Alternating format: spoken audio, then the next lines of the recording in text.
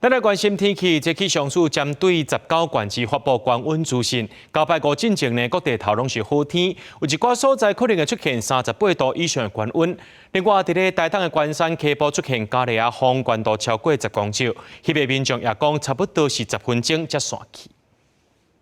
台东、关山，这个加利亚风看起来高度有超过10公尺。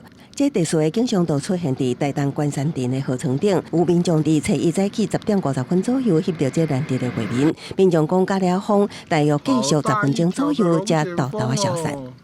经过鸾山大桥，说奇怪，那边有一个沙尘暴，看一看，不对，它怎么越来越大？大概10分钟。那因为接近地面的空气啊，受热迅速上升，就会产生旋转气流所产生的一个层龙卷。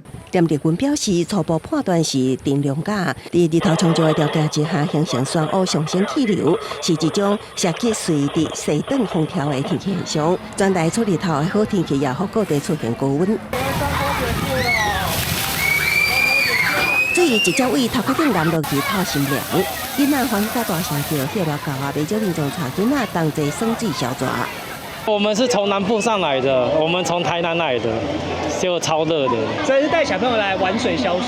对啊，一定会啊，哎呀，非常好，玩水很好啊。叫热第一日，大台北地区的透早就出现过30度，气象署表示，台北盆地小气较袂扩散，加上东南风过山沉降，出现温度比4度为悬的，都市热岛效应，互民众感觉更较翕热。